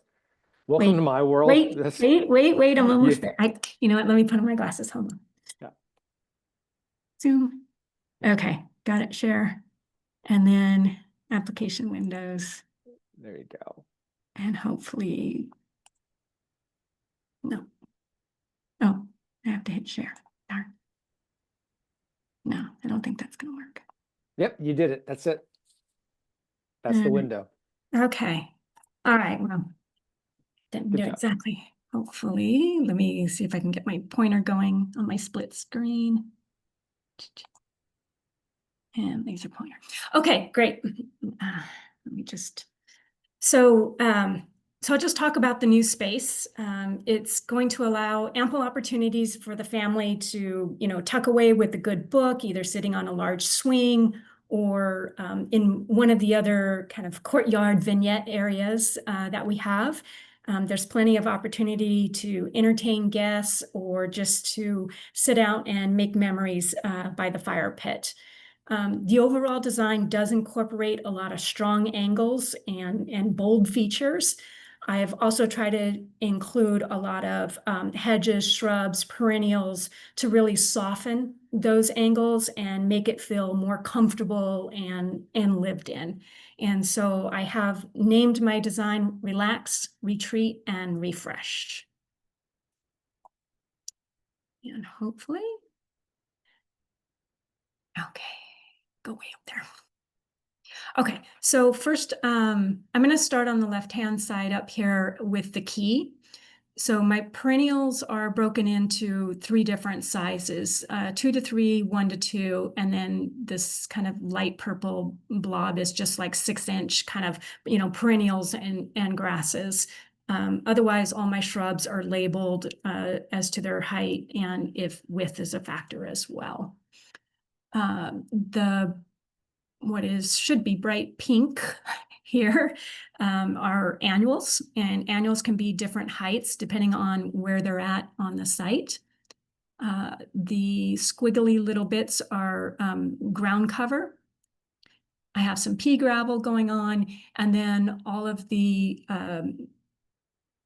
brown angular lines are all wood chip paths. And then last, I have 3-foot-high planters and walls, and I'll point those out as I go along. So I decided to go with an angular form, one just because I thought it was different. I thought it would be fun. It was definitely very, very challenging. I'm definitely more of a fluid round type person. So it was definitely challenging to find things that were kind of appealing to the eye. but I stuck with it. So I persevered. So let's start with a practical side for when guests are parking out on the street. So I have the health strip starts the angular patterns you can kind of see here with the annuals, and then interspersed is low ground cover and then stepping stones. Being that if somebody's going to park here and want to get out, they're going to want to have easy access to get, to get across. And then come up through this landing. So the entry to the house is a flagstone, like the blue flagstone landing. And then that's your entryway. So for the Murphys, most likely they will be parking in the driveway. I did leave the existing driveway. I think it's one of the few things I left. But they'll be able to come in there, and here's an angular entryway into the house as well.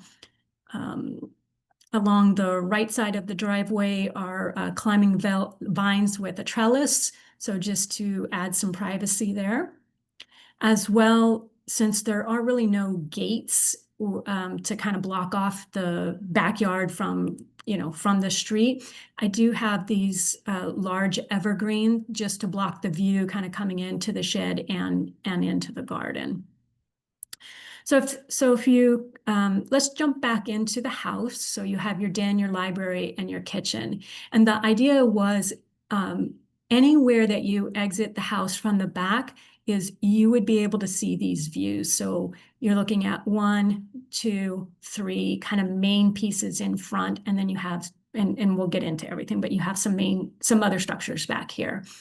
So exiting from any one of these places, you're going to come on to a very ample deck. There's lots of room for entertaining. There's a built-in barbecue. Here's just a fun little planter. You come around to the right is here's where you encounter your first kind of 3-foot high planter. That's your herb garden. So the herb garden is right next to your cooking area and to your kitchen. I tried to think about things like continuing to have access to your air conditioning, both here and up here off of the pathways, but still having them hidden, behind some shrubs and perennials, but still accessible. So let's just say we come off into the deck into what is really the kind of main visual area. On the left here is a rain garden, and on the right is a fire pit onto gravel. The thinking is that the rain garden has boulders in the back and then the plants in the front. And it's dug down about, say 12 inches, and then it's going to taper up as you come up to the fireplace. Kind of landing place, if you will. So if you're looking at it from the fire pit, you're looking this way, almost think about it as a beach, right? So here you're at ground level, and then you kind of slowly go into like a 12-inch drop there. So from this area, you can walk out to any one of these paths and get to the back area, this is like a gazebo or like an arbor with planters with vines coming up over it. So you can think either like grapevines or, honeysuckle, things like that. And then under that would be like a big swing. So not a swing for the kid, but certainly a swing to, sit and relax. And again, you're looking back at kind of these three areas. So this area over here is really just a beautiful specimen tree. So, it is a smaller tree, so only a 12-foot canopy. So maybe it's like a fringe tree or, crepe myrtle or something like that. But I intentionally left just ground cover underneath it so that it did give some white space, if you will, to let your eyes rest. There is kind of a lot going on in the backyard, and so just really letting the tree, whatever form it is, to really stand out. And then walking along the path over here, you have another 3-foot high wall right here, and you come into this little kind of courtyard. So you have some privacy shrubs in the back here. And then you have, I'm thinking like like couches with big cushions. You can store the cushions right here in the shed. But again, it's a place to just either relax or to bring guests over to have a after dinner drink, etc. And it's also on the blue flagstone. And then if we come all the way back across and around to the top of the page here, and then you come back out here is the last courtyard. So this is a planter, that's a planter, and then this is a planter. So the idea is that you can sit out in your front yard. You have the 3 planters, so it gives you a little bit of privacy, but you have these open areas, well, most likely this open area, so that, you know, if your neighbor is walking by, you can say hello, you can invite them over for coffee. Again, kind of takes the place of a front porch, right? So it's kind of inviting that community. And then you can exit through here, or you can exit through the path. And I think that's it. Well done. Thanks, Cindy. Mhm. Cindy, Okay. this is amazing. I can see how difficult this could be too, like just mentally to construct. And I really, really admire your technical ability to illustrate, like in the top right-hand corner, how you're, illustrating the wall underneath the tree, and that goes a lot lighter. So, you have this depth, you're able to like really see this depth in your drawing a lot. And I really admire your technical ability there. And just like all the practical details too, like, on the hell strip, like I didn't even think, oh, someone needs to get out of a car and they're just going to step all over the plants, So you have like this great practicality to everything that you do too. That's, yeah, really admirable. I love this. Thank you. Yeah, I was Yeah, gonna I'm say. stick with the. Oh, go ahead. Oh, I was just gonna say you were worried about not having mood boards, but I think you do such a great job of talking it through, and you're very descriptive, and your images are very, clean and descriptive as well. So, I think you've got the goods. You don't need the mood boards. You did a great job. And yeah, way to stick with the angular design. I kind of played with that in one of my, we had to do a couple of different ones and just really was like, nope, I'm also a curve person. But I love that you were just like, no, I'm going to do it because I know it's hard for me. And it looks amazing. Kind of reminds me, I got to go to a talk recently with Charlotte Harris, who's a British landscape designer. And she's done a couple of really cool gardens that have this sort of angular feel, but it doesn't feel boring, or like there's a lot going on in there, and enough to keep you interested. And there's so many little spaces here. Like I just keep looking around with the eye and finding new things, like the little seating area in the upper left corner there on the sidewalk. And then, yeah, so I love it. Well Cool. done. Thank you. I mean, it's almost like a honeycomb kind of a cell. I mean, if you look at the way that the angular grid is set across the property, it's like someone took this grid and just like laid it down over top of the property, and then where it hit the house, you don't see it, but for every place else, it left its imprint in there. And like the fact that the cells are all just slightly different spaces, and they have like these like unique little features, like there's like something interesting happening in each one. So it's a good organizational technique to create this grid that says, okay, we're organized, right? But then we're going to do some different stuff inside of it. So when we're talking about order, we're talking about mass collection, right? So like all of the rain garden thing is in one cell, and the tree and the ground cover is in another cell, right? And you organize things that way within these cells, and it winds up making sense, right? Whereas if you didn't have that grid, if you pulled that grid off and you just had those garden spaces there, the whole thing would just fall apart. Right. Chaotic. Yeah, it would just be complete chaos, right? So this just puts the whole thing together. You get to have this wonderful garden diversity in there, and it feels organized, right? It feels like it's put together and it makes sense. So that's wonderful. Up at the top above the AC where the walkway changes direction, yeah, up there. I love that. And I would love it even more if there was something, if you had enough rooms, like work in some kind of a focal point at the apex on the other side, at the property. Ah, Yeah, up there. Yeah, Right. yeah. So like when you were looking at it from either direction, you When you're like coming have, down. yeah, or you have Yeah, something there to pull you in, but you ran out of space, obviously. So either buy the adjoining property, develop that, right? Or maybe just pull Can I that have whole, 4 feet? yeah, it's like, hello, it's like, will you sell that little corner right there? And that would have kind of given like just something to walk towards and then say, oh, that was fun. And then you go on your way to the other side, right? That would have been a cool thing to do. But I love it. And again, I'm going to reiterate, I think what Lindsay just said about kind of like pushing yourself through that discomfort. It's like, I'm usually a curve person. I'm going to try this, right? And it's great. So just to make a commentary about different kinds of designers that are out there, there's some kind of designers that like have like a look, they have a style, think about like people like contemporary like Pete Udolph, right? It's like he has that meadowy kind of a thing. It's like if you want a garden by Pete Udolph, you better want something that looks like a meadow because that's what you're going to get, right? He's not going to change his style for anybody. And then there's other designers who say, okay, we got this mood or that mood, we're going to change things around and do something else. So you get to choose as to which designer you want to be. It's like if you want to be the curvilinear designer, then you just go ahead and be the curvilinear designer. You don't have to do it.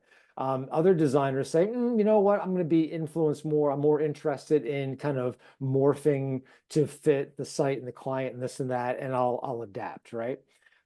So there's a couple different ways of looking at your garden style, your design style. You don't have to necessarily change, although I do believe that for just our mental flexing, like pushing ourselves through a challenge like that is just good exercise. And I enjoy it myself. So good for you for pushing through. Thank you. Yeah. Okay, Asha, it's you.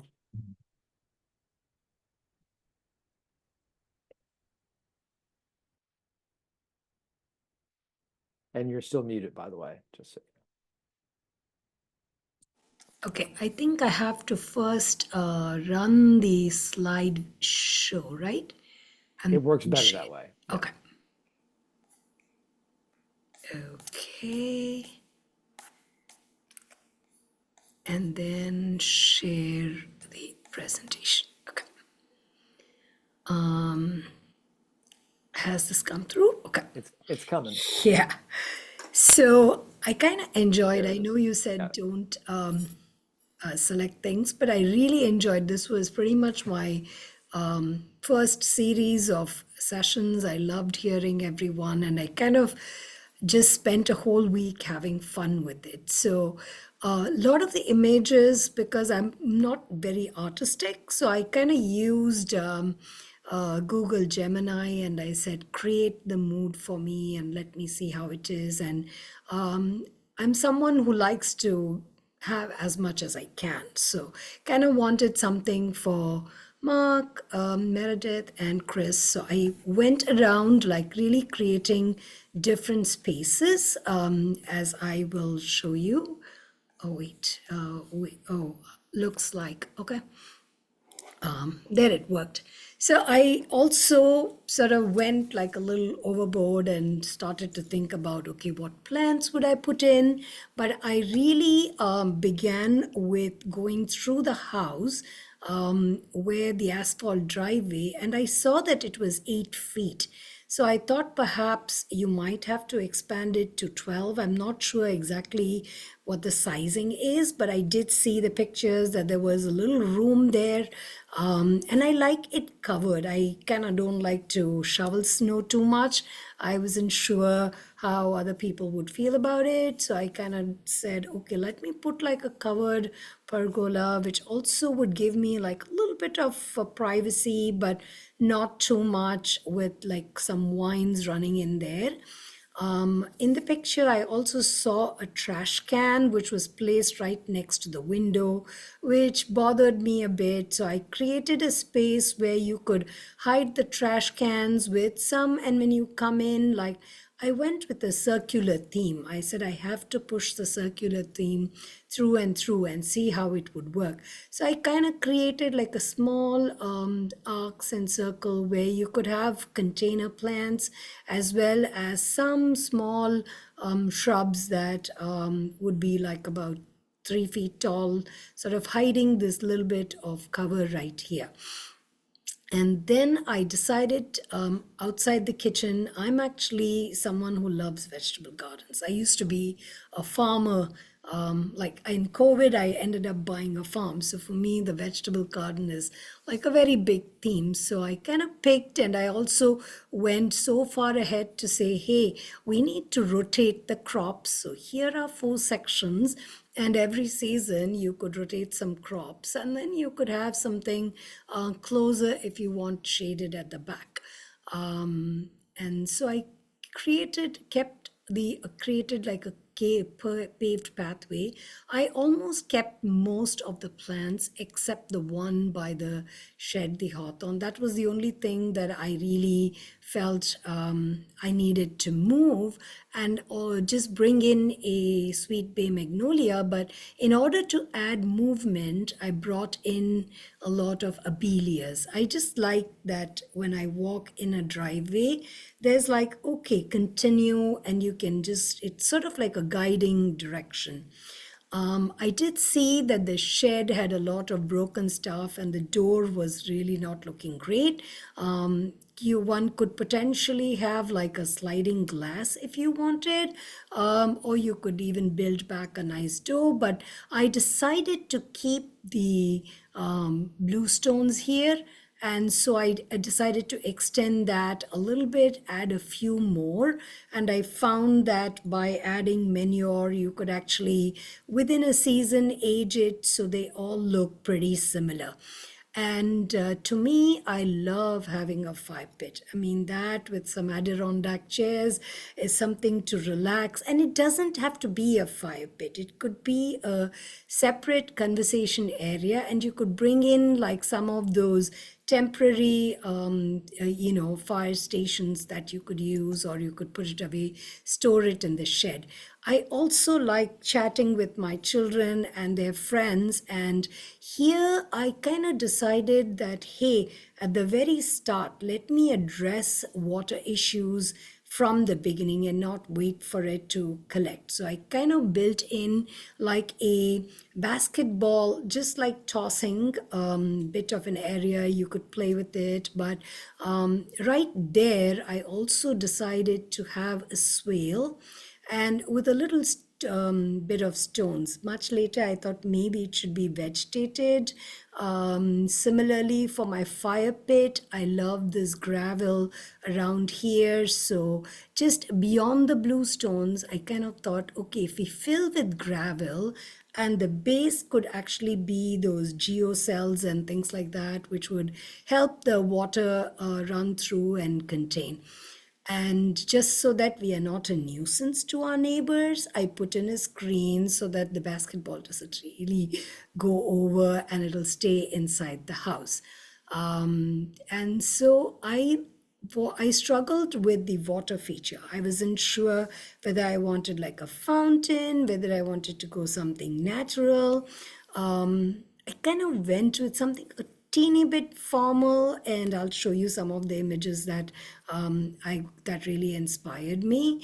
But I kind of like the fact that you could have like a grill area and dining seated right close to the house, whether you come from the kitchen or here. It's like an overflow. When you have a larger party, here are people, the kids can go play here, additional people can run around. But I wanted like, there would be too much algae in the pool and water. So I brought in a sweet bay magnolia, which would be an evergreen structure as well. So that's something that I decided to do. I loved it when you drew the steps. The steps just stayed in my head. So I kind of said, hey, let me give some steps out here. And I much later I realized my functional drawing that you would just step straight out of the door and you could fall. So I had to go off into a little bit of an arc. I love the creeping hydrangeas. I have them, so I just decided to leave them there. Like I said, I left many things, but I wanted like a nice arbor, like a nice container, so a little bit of gravel, and then that would be like another, like a little bit benches, and I wanted like to have like small, medium, small, large, small, medium, small, kind of like just a fun, like a rhythm kind of added here.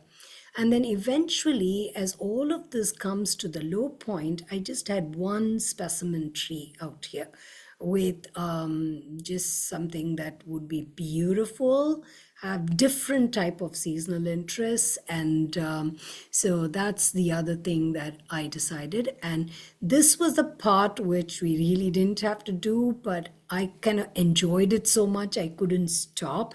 Like I wanted to see how would it look, like what would build my order. So I put in a lot of behind the concrete wall. When I looked at it from the den, and you would look at it from the house, and when you walk in, if you look at things, I like things looking really pretty, but I just wanted to leave that as a bit of a wild layered space. I wanted to play with layering. So it's series of layered plants, like 6 feet, 5 feet, a lot of color, and then 2 feet, and then ground cover under the shade of the crabapple. That's what I really wanted.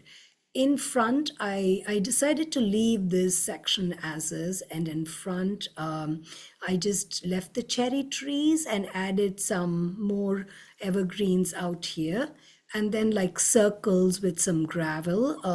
Like I also felt that maybe people could just have some low mow to walk over, so I left these things as is. These were okay. Where did it go? Sorry, looks like I have to go and switch over for it to move to the next page. Huh. Okay, I'm not sure why I'm not able to show other pages. Is it an image file or is it some other kind of file? No, it's like PowerPoint? PowerPoint. This is my PowerPoint. So what's going on? There it is. So, like I said, these were my goals, and these were some of the things that I did. This was my fountain that I worked with. I'm not sure if you can see it. And then this was, yeah, these were some sample ideas that I loved from our classes. So I sniped it in. I just enjoy doing that. And, I am not sure what's going on. I kind of created some more pictures. Yeah, this was the picture of my fire pit, which I actually found online, and I just loved that you could use the bluestone. You don't need to have this fire pit, but include the gravel. I worried about the 2 feet height. I've gone with it now, but if kids were playing basketball, I wouldn't want them to be hurt, which is when I wanted the vegetated swale. And then I actually enjoyed working with Gemini to create, like, I wanted how would a pattern, and the design themes always, it's new to me, so I struggled with it, not in just this class, but all other classes. So I just put this whole thing in. So that's really, I think, what work that I put in. It was just amazing to see everybody's presentation and really enjoyed it. Thanks, Sasha. Nice. Well done. Any comments from the group?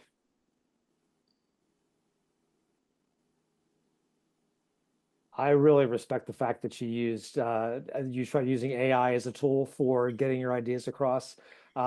It's here to stay, and I'll tell you what, it's a super useful tool. We use it in our firm. We don't use it a lot because we're figuring out how to do it and make it look the way we want it to look. You have to wrestle with it sometimes, but some of my law and professional horticulture students are using it as well, and they're exploring with it as well. So good for you for trying new tools. It's wonderful to see how all of you have embraced different facets of technology and things that you've used before, things that you're trying out that are new, and putting them together into a presentation package. And it shows your personality, and it shows your kind of like your design approach. So nicely done. Any other comments? Actually, I really liked how detail oriented you are. Like every single detail you thought through, and you really went back to that original plan and really worked off that. I kind of feel like in a lot of areas, I just sort of like scratched it and redid everything. But you incorporated like a lot of what was already there and, you know, designed around that. And I really, really like that a lot. Thanks. I think and if you can go back to your plan, but I remember in the front, you had some really nice rhythm to your shrubs. Yeah.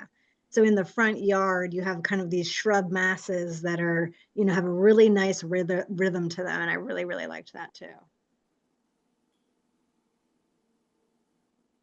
This is an incredible amount of detail. Yeah. So Yeah. it really is.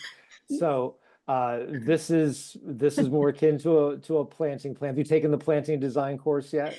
I'm actually in that course right now, and I Okay. think I got influenced by that. And I just had some time on my hands, so I spent all of Clearly. yesterday saying, hey, let me just use that here.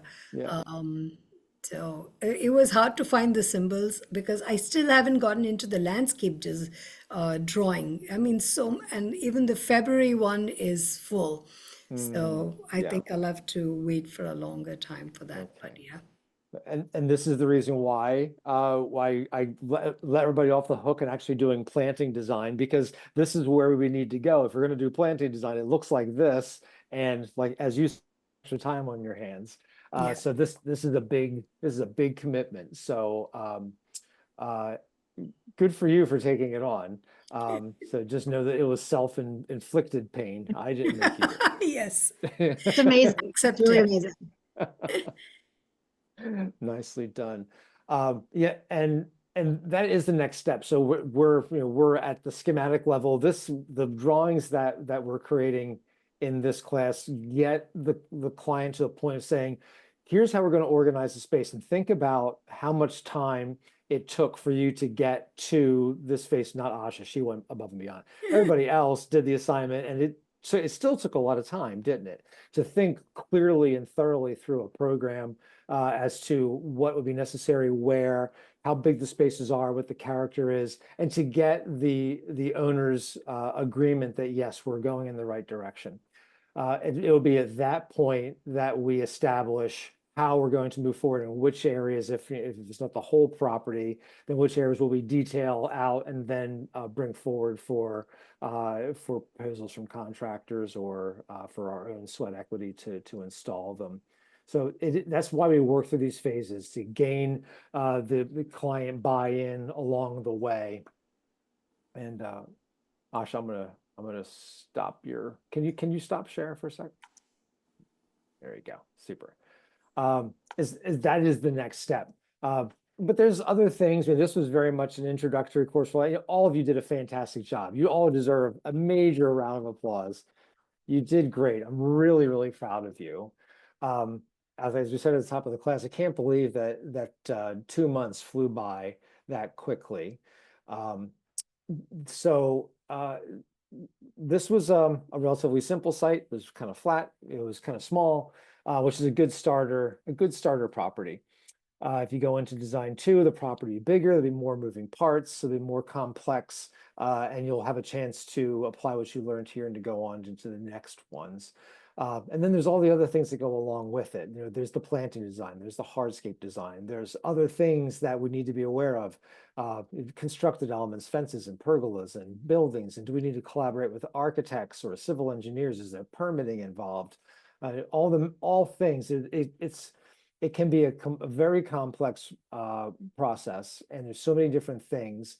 I think if there's one thing I'd like you to come away with this course, is that you as the designer, especially up to this phase, you're the keeper of the vision, right? So you're establishing what the garden is going to look like, and you're getting the clients buy-in on it, and say an affirmation that this is in fact what they want to do. But there may be a number of things moving forward that might be beyond our skill set. I know I routinely work on projects where I don't have the credentials to design certain things, structural design or stormwater management or other things, buildings and so on. I don't have that experience, but we collaborate with the people that do. But if you, as the keeper of the vision, have the vision of the property, here's what it's supposed to look like. So when you bring in that builder, that architect, or this fence specialist or somebody else, that we can bring them in as part of the design team. And then you as the leader can say, it's supposed to look like this. Now you bring your experience to bear in this project. So we can all work together as a team to make it look the way that it's supposed to look. And you can make your part excellent, and this next person will make their part excellent, and so on. And that you keep the vision true as the interpreter of that. So we don't need to be experts in everything, but we need to know what we don't know, and then bring in those individuals to help them help us to succeed. And I think you're all well on your way. So congratulate yourself. You did a wonderful job. I invite you to check in tomorrow night if you want to see the other half of the class and see what you're certainly welcome. And you get to just sit back and relax and have a beverage and just watch the show. It'd be great. And then if you haven't gotten into design 2 yet, maybe there's some other coursework either at Longwood or other places where you can start rounding out more of your landscape experience. So one of the best ways to learn more about designs is visiting gardens, especially visiting gardens where you might have the opportunity to chat with somebody who was part of the build, whether they were the designers or a contractor, or talking with an owner who was kind of hands-on in the process, and they can illuminate what were the challenges, what were the sticky points, how much did this cost, how long did it take, what were some of the big things. So you learn more. If you can go on garden tours, if you can visit gardens and work with other design professionals, it's a great experience to hone our skills and to understand what it takes to build these things. The more we have an understanding of how these things go together, the better designers we can be. So I encourage you to seek out those opportunities, whether it's a paid course or it's just opportunities that you create, and they all count, right? So I encourage you to do those things. With that, that's all we have for tonight. Thanks, everybody. You did a great job. Thank you. Yeah. It was amazing. Thank you. I really enjoyed the course. Good luck, everyone. Thank you. Oh, I before enjoyed everyone teaching it. goes, I'd love to Yeah. see if you have an Instagram and we can follow each other. Hannah, you had put yours up, but I didn't get it in time. So I don't know where the best place to do that is, in the chat or Yeah, Well, why don't you go it's ahead? recorded. It is recorded, so if you want to put your chat in there, your Insta or something else that you want to share. You okay, the also have chat's recorded too. Okay. You also have access to this course for, I think, 6 months or something, Yeah. kind of a long time. And there's under the I think it's the Discussion? assignments, there's the discussion tab, right? So you can communicate with each other in the discussion tab. If you haven't seen that already, do you know where that is? Yeah. Yeah, so right there across the top, there's content glossary, discussions, and you can put it in there as well. So either share it now or do it there. And again, you have access. I encourage you to you download all the PDFs and the handouts here and save them. They're yours to use. So even after the 6-month expiration, you'll still have those as part of your notes. Keep those for a little while. And do reach out and stay in touch. Thanks, everybody. Great. Thank you. Take Thank care. you. Good This was night. a great class. I learned so much in this class. Thanks, Amanda. I appreciate that. Yeah. Anyways. Yeah, it was great. Thank you. Yeah, thanks. Good night. Bye. Bye.